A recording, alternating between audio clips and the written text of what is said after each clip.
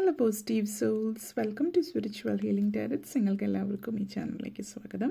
ഇന്ന് നമ്മൾ സംസാരിക്കുന്നത് സ്പിരിച്വൽ അവേക്കനിങ്ങിനെ കുറിച്ചിട്ടാണ്. ഒത്തിരി പേര് ചോദിക്കുന്ന ഒരു കാര്യമാണ്.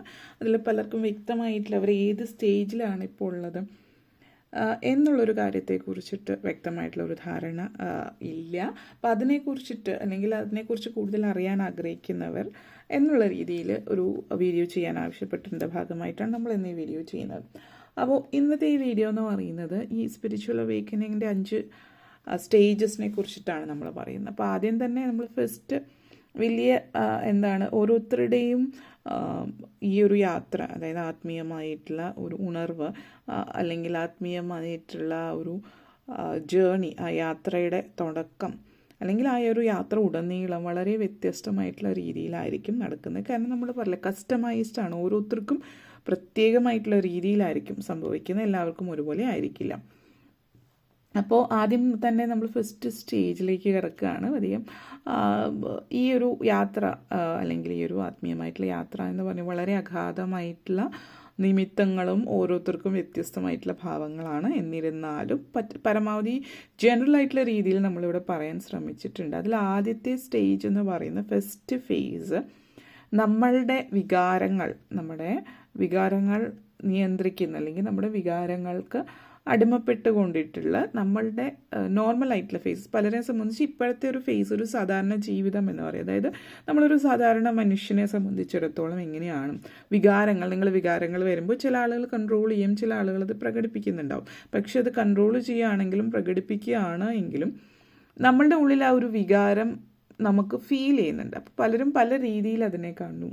പലപ്പോഴും നമ്മളുടെ ഈ അഹം എന്നുള്ളൊരു ഭാവം അത് നമ്മളെ വളരെ ടൈറ്റായിട്ട് നമ്മളെ പിടിച്ചു നിർത്തിയിരിക്കുന്ന ഒരു സ്റ്റേജാണ് ഈ ഒരു സമയം. അല്ലെങ്കിൽ ഈ ഒരു സമയം എന്ന് ഈ ഒരു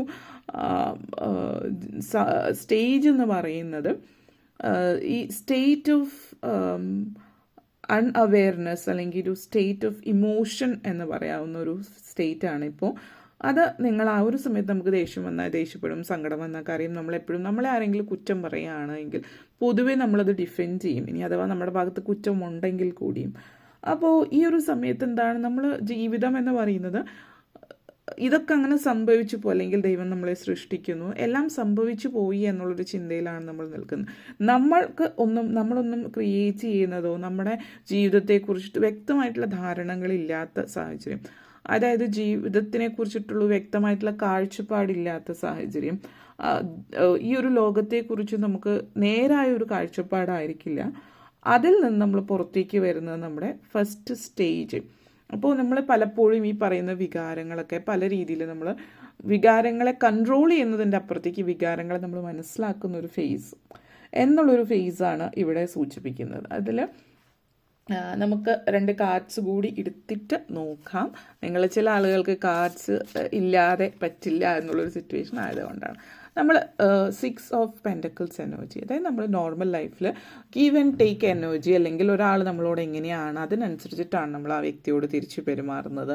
അല്ലെങ്കിൽ നമ്മുടെ ഈഗോയ്ക്ക് അനുസരിച്ചിട്ട് നമ്മൾ സമ്പത്ത്, സ്വത്ത്, മറ്റുള്ളവരോടുള്ള പെരുമാറ്റം, അങ്ങനെ ഒരു state of state of ego ഇപ്പോൾ ഉള്ള ഒരു ഫേസ് എന്ന് പറയുന്നത് ഒരു ഈഗോ ആണ്. ഇപ്പോൾ നിങ്ങൾ നിൽക്കുന്ന ഫസ്റ്റ് സ്റ്റേജിൽ നിങ്ങൾ ആ ഒരു ഈഗോ നിങ്ങളിലുണ്ട്, ആ ഒരു ഇമോഷൻ നിങ്ങൾ നിൽക്കുന്നുണ്ട്. ആ സ്റ്റേറ്റ് ഓഫ് ഈഗോ ആണ് ഫസ്റ്റ് ഫേസിലുള്ളത്.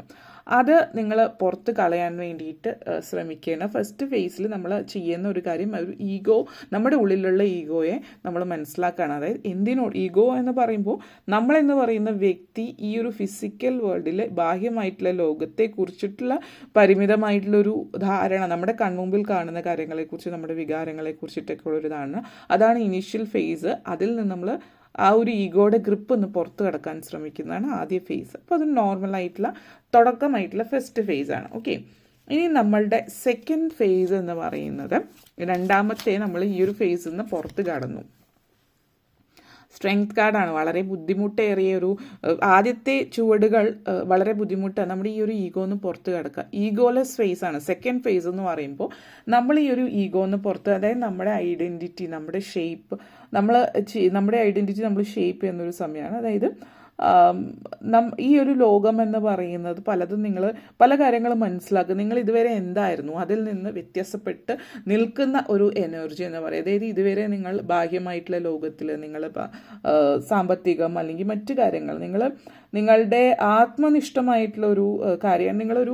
നമ്മളിപ്പോൾ എപ്പോഴും നമ്മളെ കുറിച്ചിട്ട് ചിന്തിക്കും. നമ്മുടെ ജീവിതത്തിൽ നല്ല കരിയർ, നല്ല ജോലി. അതിനർത്ഥം കരിയറും ജോലിയൊന്നും വേണ്ട എന്നുള്ളതല്ല കേട്ടോ. നമ്മൾ നല്ല കരിയർ, നല്ല ജോലി, നല്ല രീതിയിലുള്ള ജീവിതം, അങ്ങനെ പല കാര്യങ്ങളെക്കുറിച്ച് ചിന്തിക്കും. നമ്മൾ സബ്ജക്റ്റീവായിട്ട് നമ്മളെക്കുറിച്ചാണ് ചിന്തിക്കുന്നത്. പക്ഷേ നമ്മൾ പുറത്തുനിന്ന് ഒരു ഒബ്സർവറായിട്ട് ചുറ്റുമുള്ള കാര്യങ്ങളെ നമ്മളിതിൽ നോക്കിക്കാണുന്നു. അപ്പോൾ ഈ ഒരു എനർജി പറയാൻ നമ്മൾ മറ്റുള്ളവരെ നോക്കിക്കാണുന്നു. നമ്മുടെ ഇമോഷൻസ്, നമ്മുടെ ചുറ്റുമുള്ള നമ്മൾ കുറച്ചുകൂടി അവബോധം നമ്മളിലേക്ക് വരുന്നത്. അതായത് ഈ ലോകത്തിൽ പലപ്പോഴും ഒരു കണ്ടീഷണലാണ്. നമ്മൾ പറയില്ല എല്ലാം കണ്ടീഷണലാണ് എന്നുള്ളത്. അതിൽ നിന്ന് നമ്മൾ പുറത്തു എടുക്കുകയാണ്. കുറച്ചുകൂടി ഒരു ഡീപ്പർ അണ്ടർസ്റ്റാൻഡിങ് ഉണ്ടാവുകയാണ്. നമ്മൾ കുറച്ചുകൂടി വ്യക്തമായിട്ടുള്ള ധാരണകൾ, ജീവിതത്തിൽ കുറച്ചുകൂടി ക്ലാരിറ്റി വരുന്നുണ്ട്.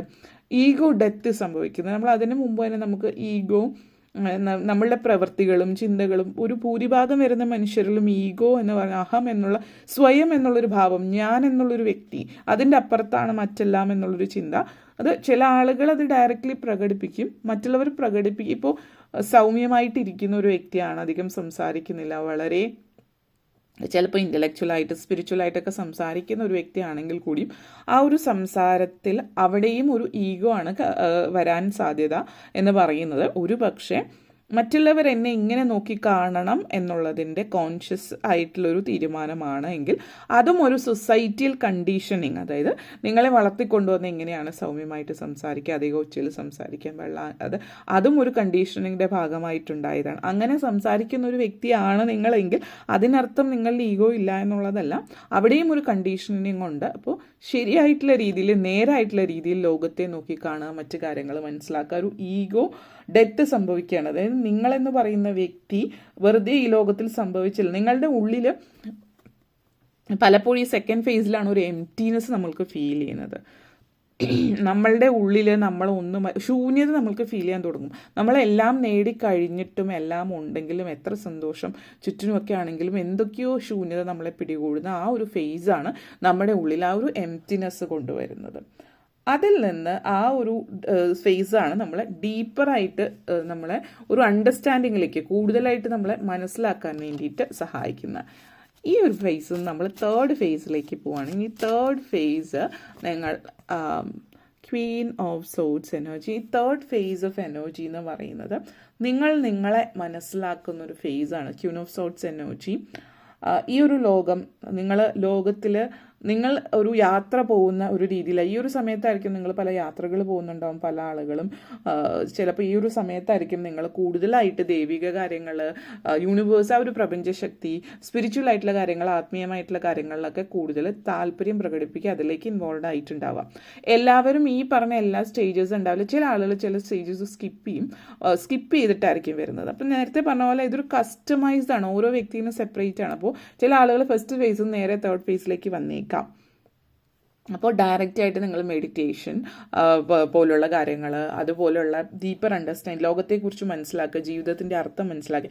ഈ ഒരു ഫേസിലായിരിക്കും പലരും ലൈഫ് പർപ്പസ് എന്താണ് നിങ്ങളുടെ എന്നുള്ളത് മനസ്സിലാക്കുക. ഞാൻ എന്നുള്ള വ്യക്തി എന്താണ്, ഞാൻ ആരാണ്, കൂടുതലായിട്ട് സ്പിരിച്വൽ ആയിട്ടുള്ള കാര്യങ്ങൾ, ആത്മീയമായിട്ടുള്ള കാര്യങ്ങൾ പഠിക്കാൻ, അറിയാൻ, പ്രഭാഷണങ്ങൾ കേൾക്കാൻ പോകുന്നത്, അതേപോലെ സ്പിരിച്വൽ ആയിട്ടുള്ള കാര്യങ്ങളിലേക്ക് നിങ്ങൾക്ക് കൂടുതൽ താല്പര്യം ഉണ്ടാകുന്നു. ഇതൊരു സ്പിരിച്വൽ ക്വസ്റ്റ് എന്ന് പറയാം. നിങ്ങൾ സ്പിരിച്വൽ ആയിട്ടുള്ള കാര്യങ്ങൾ അന്വേഷിച്ച് നടക്കുന്നു. നിങ്ങളുടെ ജീവിതം എന്താണെന്ന്, അതായത് നിങ്ങൾ എന്തിനാണ് ജനിച്ചത്, why do I exist, what is my life purpose, ഞാൻ എന്താണ്, ഞാൻ ആരാണ്, who am I, why am I on this earth, what is my life purpose, ഇതൊക്കെ നിങ്ങൾ ചിന്തിക്കാനും പ്രവർത്തിക്കാനും തുടങ്ങും. സ്പിരിച്വലി കണക്റ്റഡ് ആവുന്നു എന്ന് പറയുന്ന ഒരു ഫേസിലേക്ക് പോകും. നിങ്ങൾ സ്പിരിച്വലി കണക്റ്റഡ് ആണ്, മെഡിറ്റേഷൻ ചെയ്യുന്നു. ചില ആളുകൾ യോഗ, കോൺസെൻട്രേഷൻ, ഫോക്കസ് കൂടുതൽ വന്നിട്ട് മെഡിറ്റേഷനിലേക്ക് പോകാൻ ശ്രമിക്കുന്നു. സ്പിരിച്വൽ ആയിട്ടുള്ള ബുക്സ് വായിക്കുന്നു. ചിലപ്പോൾ ചില ആളുകൾ ചാനൽസ് വായിക്കുന്നു. ചില ആളുകൾ ഈ ഒരു ഫേസിൽ ട്വിൻ ഫ്ലെയിം ജേർണി മനസ്സിലാക്കുന്നതായിരിക്കും, സോൾമേറ്റിനെ കണ്ടുമുട്ടും. കാരണം അവരുടെ മറ്റൊരു ഫേസിലേക്കുള്ള ഒരു യാത്ര കണ്ടെത്തുന്നതാവാം. ഇങ്ങനെയൊക്കെയുള്ള കാര്യങ്ങൾ ഈ ഒരു അണ്ടർസ്റ്റാൻഡിങ്ങിലേക്ക് എത്താനുള്ള ശ്രമങ്ങൾ, അത് മനസ്സിലാക്കുന്ന ഒരു ഫേസാണ് നിങ്ങളുടെ ഈ ഒരു തേർഡ് ഫേസ് എന്ന് പറയുന്നത്. ഓക്കെ, ഇനി നെക്സ്റ്റ് ഫേസിലേക്ക് നമ്മൾ പോവാണ്. ഇനി നിങ്ങളുടെ അടുത്ത ഫേസ് എന്താണ് എന്ന് നമുക്ക് നോക്കാം. Four of pentacles energy. ഈ 4 ഓഫ് പെൻറ്റക്കിൾസ് എനർജി നിങ്ങൾക്കറിയാം, ഈ ഒരു കിങ് കയ്യിലും കാലിലും ഒക്കെ പെൻറ്റക്കിൾസ് ആണ്. പെൻറ്റക്കിൾസിന് വളരെ പ്രാധാന്യം കൊടുക്കുന്ന ഈ ഒരു വ്യക്തിയുടെ ശരീരത്തിൽ മുഴുവൻ ഇലകളും മറ്റും മൂടപ്പെട്ടിരിക്കുന്നു. ഈ ഒരു എനർജി എന്ന് പറഞ്ഞാൽ, ഈ ഒരു കാർഡ് തന്നെ നമ്മൾ ഇതിലെടുക്കുന്നത് normal pentacle 4 of pentacle energy അല്ല. അത് സൂചിപ്പിക്കുന്ന ഒരു കൺസേൺ അല്ല ഇവിടെ കാണിക്കുന്നത്. ഇവിടെ ഈ ഒരു വ്യക്തിക്ക് സാമ്പത്തിക കാര്യങ്ങളോ ലോകത്തെക്കുറിച്ചോ മറ്റു കാര്യങ്ങളെക്കുറിച്ചിട്ടുള്ള വേവലാതി കാര്യങ്ങളൊന്നുമില്ല. ഈ ഒരു വ്യക്തി 4th സ്റ്റേജിലാണ്. 4th സ്റ്റേജ് എന്ന് പറയുമ്പോൾ നിങ്ങൾ ആ ഒരു ലൈഫ് പർപ്പസ് കണ്ടെത്തി, അല്ലെങ്കിൽ നിങ്ങളുടെ ശരിയായിട്ടുള്ള നിങ്ങളുടെ ഉള്ളം നിങ്ങൾ മനസ്സിലാക്കി, നിങ്ങളുടെ ഒത്തൻറ്റിക് സെൽഫ് നിങ്ങൾ മനസ്സിലാക്കി. അപ്പോൾ അതിനപ്പുറത്തേക്കായിട്ട് ഈ ഭൂലോകത്തിലുള്ള ഒന്നും തന്നെ, അതിനപ്പുറത്തേക്ക് ഒന്നുമില്ല. അത് പണമോ പദവിയോ മറ്റെന്തെങ്കിലും കാര്യങ്ങളോ, അതിനർത്ഥം നിങ്ങൾ ജോലിയൊക്കെ വിട്ടു പോകുമെന്നല്ല. പക്ഷെ ഈ ഒരു സ്റ്റേജിലാണ് മോസ്റ്റ്ലി ആളുകൾ ജോലി വിടുന്ന ഫേസ്. കാരണം ഈ ഒരു സ്റ്റേജിൽ നിങ്ങൾ മനസ്സിലാക്കുകയാണ് നിങ്ങളുടെ പേർപ്പസ്. 3rd ഫേസിൽ നിങ്ങൾ ലൈഫ് പേർപ്പസ് സെർച്ച് ചെയ്ത് പോകുന്നുണ്ടായിരുന്നു. 4th ഫേസിലേക്ക് വരുമ്പോൾ നിങ്ങളുടെ ലൈഫ് പേർപ്പസ് മനസ്സിലാക്കുന്നുണ്ടോ. അപ്പോൾ അത് മനസ്സിലാക്കുമ്പോൾ പലരിലും ജോലി മാറ്റം സംഭവിക്കുന്ന സ്റ്റേജ് ആയിരിക്കും. അതായത് നിങ്ങളായിട്ട് ജോലി നിർത്തി പോകുന്നത്. കാരണം ഈ ഒരു ഫേസിൽ നിങ്ങൾ മനസ്സിലാക്കുക, ഈ ജോലി നിങ്ങളുമായിട്ട് ഒത്തുവരുന്നില്ല, നിങ്ങൾക്ക് യോജിച്ചു പോകുന്ന ഒരു ജോലിയല്ല. കാരണം ഇതല്ല നിങ്ങളുടെ ലൈഫ് പേർപ്പസ്. നിങ്ങൾ ഇതുവരെ അതുമായിട്ട് മുന്നോട്ടേക്ക് കൊണ്ടുപോയിരുന്നത് ഒരു പക്ഷേ ഈ ഒരു സൊസൈറ്റിയിൽ ഇങ്ങനെ ആയതുകൊണ്ടാണ്. ഇപ്പോൾ നിങ്ങൾക്കൊരു ഹൈറ്റൻഡ് ആയിട്ടുള്ള ഒരു അവബോധം നിങ്ങളിലേക്ക് വന്നിട്ടുണ്ട്. അപ്പോൾ ഈ ഒരു ജോലി നിങ്ങൾക്ക് പറ്റിയതല്ല. നിങ്ങൾ ചിലപ്പോൾ ജോലി വിടുന്നുണ്ട്, ജോലി മാറുന്നുണ്ട്. നിങ്ങളുടെ ഓൾഡ് എനർജി, ഇപ്പോൾ 4 ഓഫ് പെൻറ്റക്കിൾസ് എനർജി നമ്മൾ ജനറൽ അല്ലെങ്കിൽ ആ ഒരു ഫസ്റ്റ് റൈഡേഴ്സ് എനർജിയിലൊക്കെ പറയുമ്പോൾ നമ്മൾ പൈസ ഇല്ലാതെ ബുദ്ധിമുട്ടുന്ന ഒരു എനർജി ആയിട്ടാണ്. ഈ ഒരു കാർഡ് നിങ്ങൾക്ക് കാണാം. സാമ്പത്തികമായിട്ടുള്ള കാര്യത്തിലല്ല ഈ ഒരു വ്യക്തി, മറിച്ച് ഈ ഒരു വ്യക്തിയിൽ ചെടികളും മൃഗങ്ങളും ഒക്കെ വളരെ അടുത്ത് ഇടപഴകുന്നു. ഈ ഒരു എനർജി, ഈ ഒരു സമയത്താണ് നിങ്ങളുടെ ലൈഫ് പേർപ്പസ്, നിങ്ങളുടെ ഓൾഡ് എനർജി മാറി നിങ്ങളൊരു ന്യൂ എനർജി, പുതിയൊരു എനർജിയിലേക്ക് നിങ്ങളുടെ ഉള്ളിൽ ട്രാൻസ്ഫോർമേഷൻ ടോട്ടലി സംഭവിക്കുന്നു. ഈ ഒരു സമയത്ത് പലരിലും ജോലി നഷ്ടമാക്കുന്നതല്ല, നിങ്ങൾ ജോലി വിടുന്നു, നിങ്ങൾ മറ്റെന്തെങ്കിലും തലത്തിലേക്ക് പോകുന്നു. ചില ആളുകൾ സ്പിരിച്വൽ ജേർണിയിലേക്ക് പോകുന്നു. ചില ആളുകൾ നിങ്ങളുടെ ഉള്ളിലുള്ള ട്രോമയുണ്ട്, പലരിലും ബാല്യത്തിലുണ്ടായിരുന്ന ആ ഒരു ട്രോമ ഉള്ളിൽ തികട്ടി വരുന്നു, വീണ്ടും അത് സർഫസിലേക്ക് പുറത്തേക്ക് വരുന്നു. കാരണം ഈ ഒരു സമയമാണ് നിങ്ങൾ പൂർണ്ണമായിട്ടും നിങ്ങളുടെ ലൈഫ് പർപ്പസ് മനസ്സിലാക്കുന്നത്. അപ്പോൾ ഉള്ളിലൊക്കെ എന്തെങ്കിലും ട്രോമ, മറ്റു കാര്യങ്ങളൊക്കെ നിങ്ങളെ മറ്റുള്ളവർ ദ്രോഹിച്ചതോ വിഷമിപ്പിച്ചതോ ഒക്കെ ഉള്ളിൽ കിടക്കുന്നുണ്ടെങ്കിൽ അതെല്ലാം പുറത്തു വരും. കാരണം അത് പുറത്തു വരുന്ന എന്താണ്, അത് ഒരിക്കലും ആ ഒരു മുറിവ്, ആ വ്രണം ഭേദപ്പെടാതെയാണ് നിങ്ങളത് മൂടി വച്ചിരിക്കുന്നത്. അപ്പോൾ ഈ നിങ്ങളുടെ ഉള്ളിൽ പകുതിയായി കിടക്കുന്ന, ബാക്കിയായി കിടക്കുന്ന എല്ലാ കാര്യങ്ങളും പുറത്തേക്ക് എടുത്തിട്ട് അതെല്ലാം വൃത്തിയാക്കിയതിന് ശേഷമാണ് ലൈഫ് മുന്നോട്ടേക്ക്. അതായത് ഈ ട്രോമ കാര്യങ്ങളൊക്കെ നിങ്ങൾ ഹീൽ ചെയ്യുന്ന സ്റ്റേജാണ്, ട്രോമ ഹീലിങ്ങിൻ്റെ സ്റ്റേജാണ് 4th സ്റ്റേജ്. ചില ആളുകൾ നമ്മൾ ഈ ഒരു ട്രോമ ഹീൽ ചെയ്യുന്ന മാപ്പ് കൊടുക്കാണ്ട് ഫൊർഗീവ്നെസ് ആൻഡ് കമ്പാഷനൊക്കെയാണ് ഈ ഒരു സമയത്ത് വരുന്നത്. കാരണം നിങ്ങൾ പലർക്കും ഈ ഒരു ട്രോമ മനസ്സിലാക്കുന്ന സമയമാണ്. അപ്പോൾ ട്രോമ മനസ്സിലാക്കിക്കൊണ്ടിരിക്കുന്ന സമയം, അതേപോലെ എസെൻഷ്യൽ ടൈമാണിത് പലർക്കും.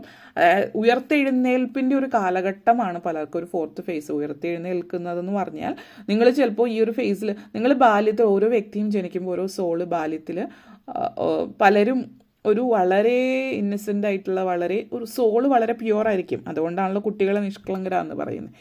ആ ഒരു സോള് പകുതിക്ക് എവിടെയോ വെച്ച് നഷ്ടപ്പെട്ടു പോയിട്ടുള്ള സോൾ നിങ്ങൾ തിരിച്ചെടുക്കുക. അതായത് നിങ്ങൾ ഉയർത്തെഴുന്നേൽക്കുകയാണ് നിങ്ങളുടെ സോള്.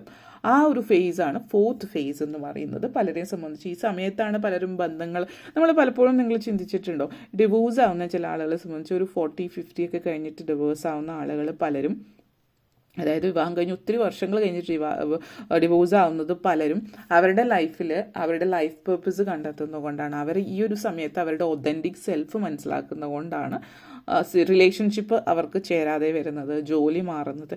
ഇതൊക്കെ ആ ഒരു ഫേസിൻ്റെ ഭാഗമാണ്. ഓക്കെ, ഇനിയാണ് നമ്മൾ ലാസ്റ്റ് ഫേസ്, നമ്മുടെ ഫൈനൽ ഫേസ് ഓഫ് സെൽഫ് അവേക്കനിങ്ങിലേക്ക് പോകുന്നത്. ഓക്കെ, ഈ ഒരു ലാസ്റ്റ് ഫേസ് എന്ന് പറഞ്ഞാൽ 7 ഓഫ് കപ്സ് എനർജിയാണ്. ഈ ഒരു എനർജി, കപ്സ് എനർജി നമ്മൾ പറയും കമ്പാഷൻ, കൈൻഡ്നെസ് ആണ്. നമ്മൾ ഈ ഒരു വ്യക്തി ഇരിക്കുന്നത് ഒന്നിനോടും ഒരു എല്ലാം ഉണ്ട്, ഷീ ഹാസ് എവ്രിതിങ്.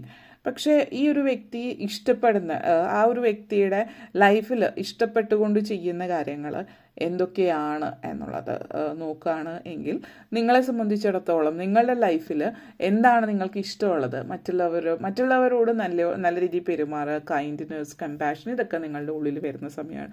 ഈ ഒരു സമയത്ത് അനാവശ്യമായിട്ടുള്ള സാമ്പത്തികം അല്ലെങ്കിൽ ഫിസിക്കലായിട്ടുള്ള പല കാര്യങ്ങളിലും ഒരു കണക്ഷൻ, ഒരു പ്രൊഫൗണ്ട് കണക്ഷൻ ജീവിതത്തിലേക്ക് വരികയാണ്, ലൈഫായിട്ട് അലൈൻ ചെയ്യുകയാണ്. ഈ ഒരു സമയത്ത് നിങ്ങൾ body, mind and soul align ചെയ്യുന്ന, ബോഡി, മൈൻഡ് ആൻഡ് സോൾ എല്ലാം കണക്റ്റഡായി വരുന്ന ഒരു സമയമാണ്. അപ്പോൾ ഈ ഒരു സമയത്താണ് 5th സ്റ്റേജ് എന്ന് പറയുന്നതാണ് ലൈഫ്.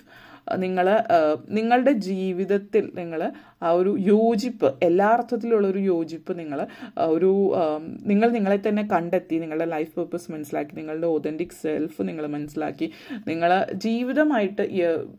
ജീവിതം എന്തിനായിരുന്നു എന്നുള്ളത് നിങ്ങൾ മനസ്സിലാക്കി കഴിഞ്ഞിരിക്കുന്നു ഈ ഒരു ഫേസിൽ എത്തുമ്പോൾ. അപ്പോൾ ഒരു പ്രൊഫൗണ്ട് കണക്ഷൻ നിങ്ങൾക്ക് വരുന്നുണ്ട്. Body, mind and soul, compassion എന്ന് പറഞ്ഞ ഒരു യുണീക്ക് ജേർണിയിലാണ് നിങ്ങൾ. വളരെയധികം യുണീക്കായിട്ടുള്ളൊരു ജേർണിയിൽ ഈ ഒരു സമയത്ത് നിങ്ങളെ സംബന്ധിച്ചിടത്തോളം വരുന്ന ഒരു സമയമാണ്.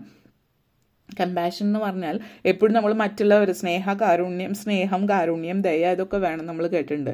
പക്ഷെ എപ്പോഴും നമ്മൾ കേൾക്കുമ്പോൾ എല്ലാവരും പറഞ്ഞു കേട്ടിട്ടില്ല ദയയും കാരുണ്യവും വേണം മറ്റുള്ളവരോട്. ആരെങ്കിലും നിങ്ങളോട് ദയ കാണിക്കൂ എന്ന് പറയുന്നത് അത് അടുത്തിടയ്ക്ക് പലരും പറഞ്ഞു തുടങ്ങുന്നു, എങ്കിലും സെൽഫ് കമ്പാഷനാണ് ഇവിടെ വരുന്നത്. അതാണ് ആദ്യം വേണ്ടത്. കാരണം നമ്മൾ പറയാം, നമുക്ക് നമ്മളോടൊരു സ്നേഹം ഉണ്ടെങ്കിൽ മാത്രമേ നമ്മൾ പൂർണ്ണമായിട്ടും 100% സ്നേഹത്തോടു കൂടി മറ്റുള്ളവരോട്, അല്ലെങ്കിൽ നമ്മളോടൊരു ദയ തോന്നിയാലാണ് മറ്റുള്ളവരോട് അത്രയും ദയോട് കൂടിയിട്ട് പെരുമാറാൻ പറ്റുന്നുള്ളൂ എന്നുള്ളതാണ്. പലപ്പോഴും നമ്മൾ പഠിച്ചു വന്നിരുന്ന പല കാര്യങ്ങളും മാറ്റിപ്പറയിക്കുന്ന ഒരു രീതിയാണ് ഈ ഒരു സമയം. കാരണം പലപ്പോഴും ത്യാഗവും മറ്റു കാര്യങ്ങളൊക്കെയാണ് വേണ്ടത് ലൈഫിൽ എന്ന് പറയുന്നുണ്ടാവും.